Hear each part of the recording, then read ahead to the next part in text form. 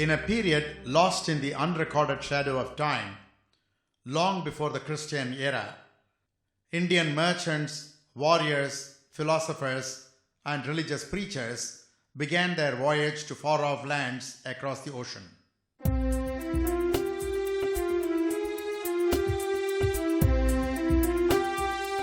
They have left their indelible impact on the culture, faith, and worldview of the people of these lands.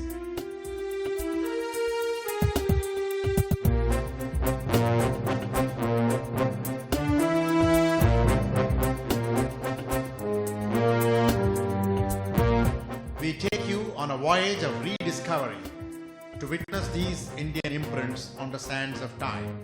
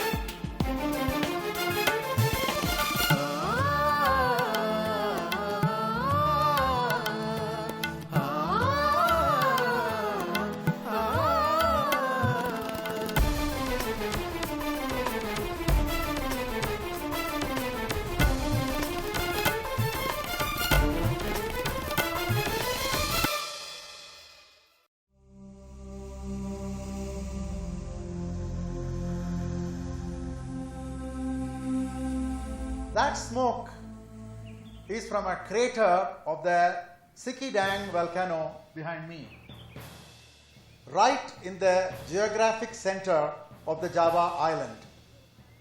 This is Dieng Plateau, which is 7,000 feet above sea level and is the highest point of inhabitation in the Java island. For whatever reason, the ancient Hindu kings had chosen this venue to build temples for the 5 Pandava brothers and for Draupadi. These 8th century temples for the heroes of Mahabharata stand spread over an area of about 2 square kilometers near the volcano Sikidang in Dieng Plateau. Temples are called Chandis in this region.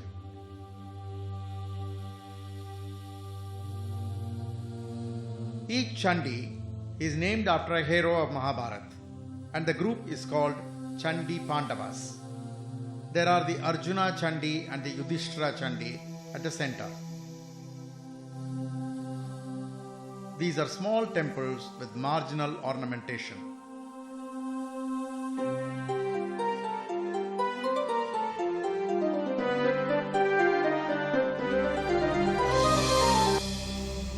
They remind you of the Pallava monuments of the Pandava Rathams of Mamallapuram in Tamil Nadu. The Pallavas are a ubiquitous presence in the countries of Southeast Asia. Most of the scripts of the Southeast Asian countries are derived from the Pallava script. Their architecture is also deeply influenced by Pallava architecture. For example, the temples in the Dieng Plateau in Java look just like Pallava monuments. And elsewhere in Cambodia too, the script is a derivative of the Pallava script. Besides, we have some cups of the 4th or 5th century AD where we can see the Pallavas going to Java to sell the horses.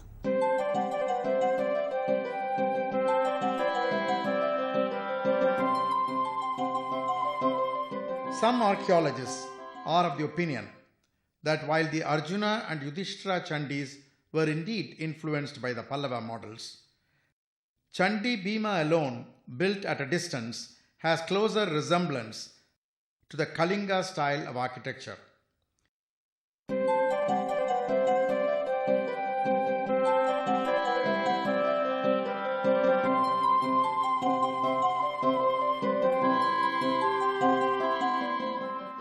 There is also a Chandi Gadodgaja for the son of Bhima. These Chandis in Dieng Plateau are the oldest surviving temples of any faith in Indonesia.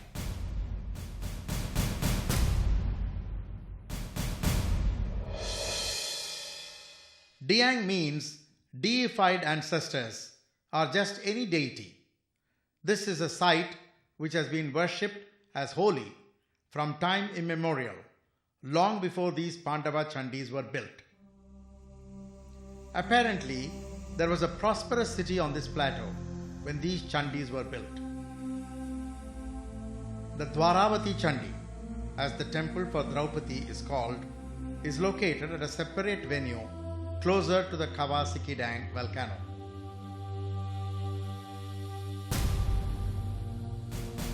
Historians believe that some more temples here must have been dedicated to the Hindu trinity of Shiva, Vishnu and Brahma, and that they have not survived. They may have been older to the Pandava Chandis. These Chandis were most probably built by kings of the Sanjaya dynasty who ruled this area in the 8th century. In the absence of stone inscriptions or such other evidence, more details are not known about the builders of these temples.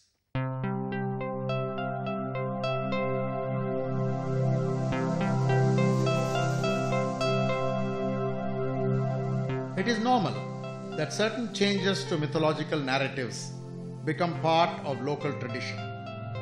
In the Indonesian version of Mahabharata, for instance, Draupadi is married only to Yudhishthira and not to any of his 4 brothers. A small site museum at the Dieng Plateau houses several statues recovered from this site. Varuna, sitting on a makara, is a common figure in this region.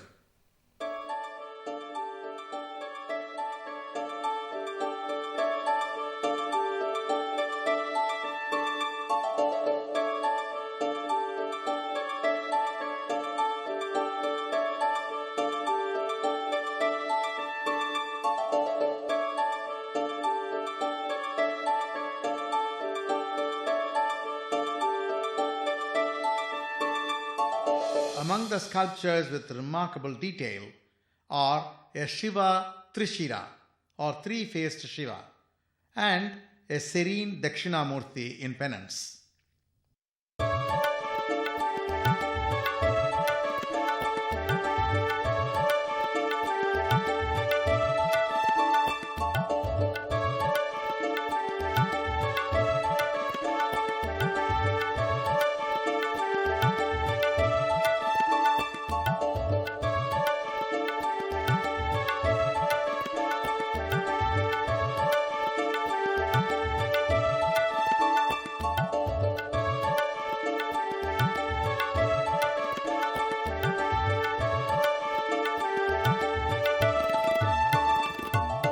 There is probably no museum of Indian themes in Java without a Mahishasura Mardini or Durga.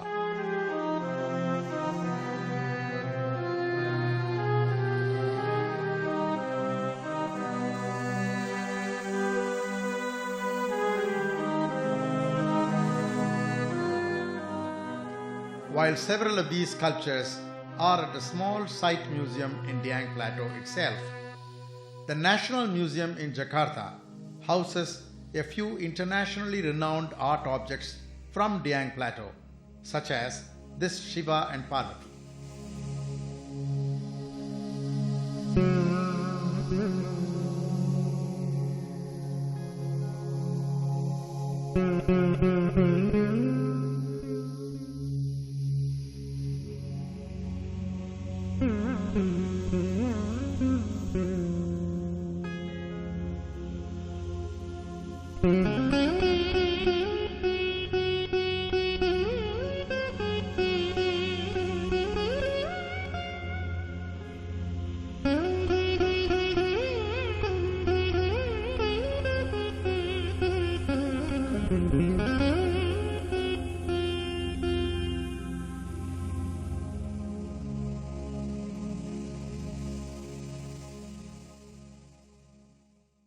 The fact that these Hindu chandis are built right in the geographical center of the Java island points to the fact that Indian influence was not confined to just the coastal areas. The impact of Indian culture had obviously penetrated inland all over the island.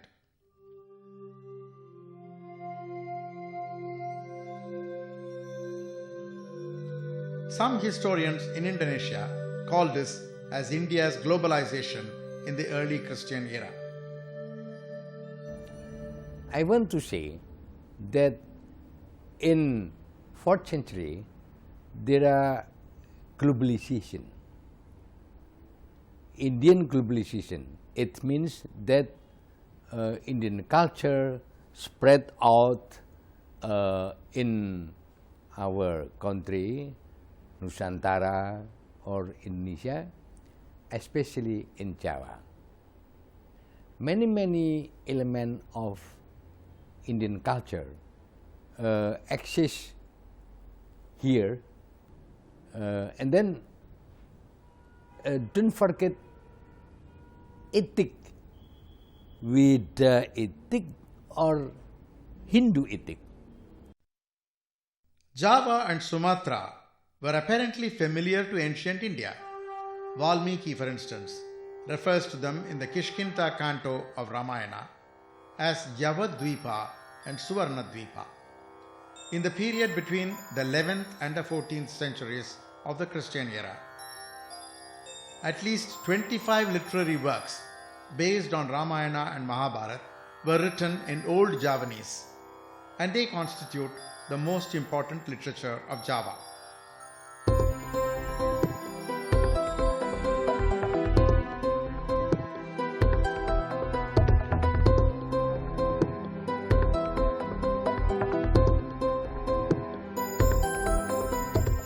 There is an amazing collection of over 1,000 ancient palm leaf manuscripts relating to India-inspired literature in Southeast Asia at the International Academy of Indian Culture in New Delhi.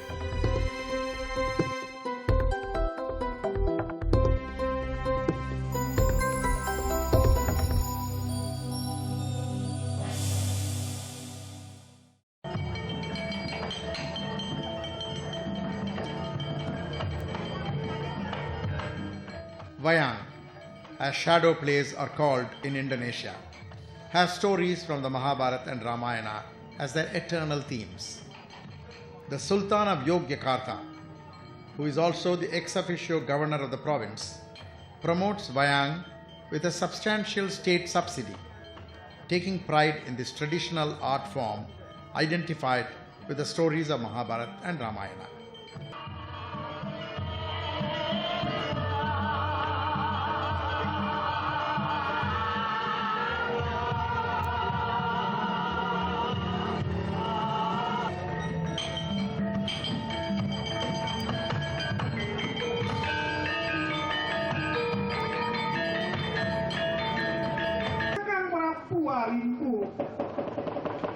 Ngarang duwe cara dhewe-dhewe.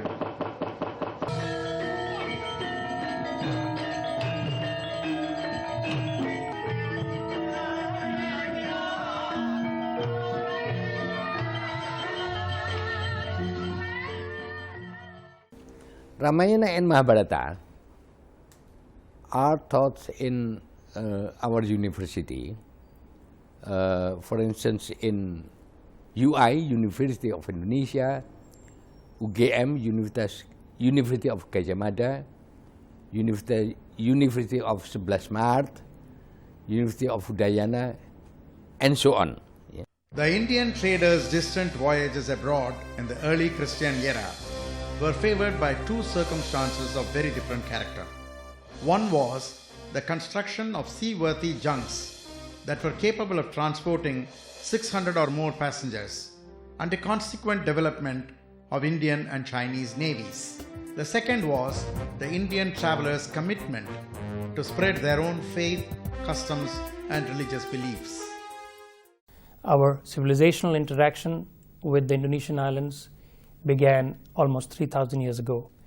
In the second millennium, Islam also came to Indonesia, brought by mainly by Gujarati Indian merchants plying their trade. And like the other religions which came from India before it, it also was quite seamlessly and peacefully absorbed in society. The most amazing thing about Javanese culture is that it is syncretic. It's a combination of the past and the present. And the robustness of this culture, the self-confidence of this culture, is depicted in the fact that every part of their past and present is accepted today by society at large. In Indonesia, we have 6 religion, multi-religion here. And on our philosophy, we have a Pancasila. On that, number 1 on our philosophy is to be make the tolerance on the religion. The majority of Indonesian people is Muslim, and the minority is many Hindu and Christian, and also the Buddha and Confucius also here. And in our life here is the mostly of Indonesia is good tolerance. We have our aim is to peaceful of life, and we can supporting each other even the religion is different. As our leaders worked for the freedom of India, they also took up the cause of the independence of Indonesia. And even before we were ourselves free, we had invited Indonesian delegations to take part in international conferences in New Delhi. These delegations were flown out of Indonesia by the intrepid Indian pilot, entrepreneur and politician, Mr. Biju Patnaik, at the request of Pandit Jawaharlal Nehru. As soon as we became free, the strongest relationship which emerged among the 2 large newly independent nations was the one between Pandit Jawaharlal Nehru and Dr. Sukarno. It's why our job now is how to continue this relation, how Indonesia can support India on many things, and how can India supporting Indonesia on many things.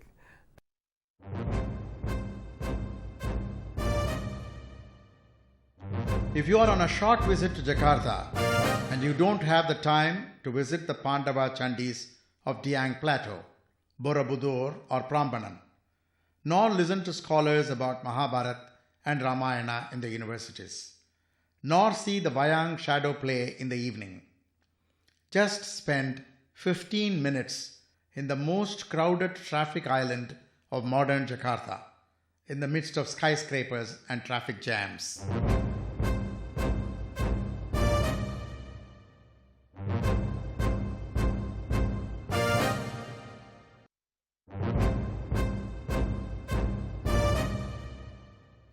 A contemporary sculpture of Krishna and Arjuna from the scene of Geetopadesam in Mahabharata adorns the traffic island.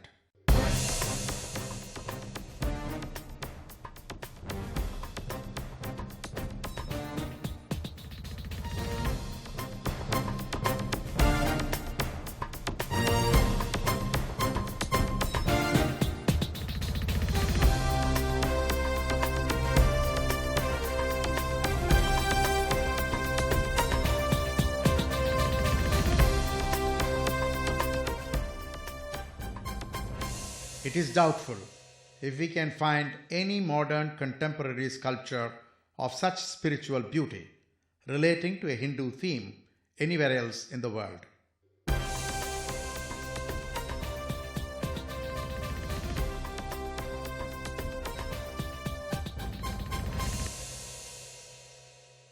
We can stand here to observe 3 landmarks from one vantage point in Jakarta. The massive Istiqlal Mosque, celebrating the largest Islamic state of the world. the Mahabharat sculpture as a tribute to Indonesian cultural heritage, conveying a message of peace to India from where three religions, Hinduism, Buddhism and Islam, were exported to Indonesia. And the Monument of Independence with a flame on the top celebrating Indonesian national pride, erected by Dr. Sukarno. Hats off to you, the spirit of Indonesia. The world has a lot to learn from you.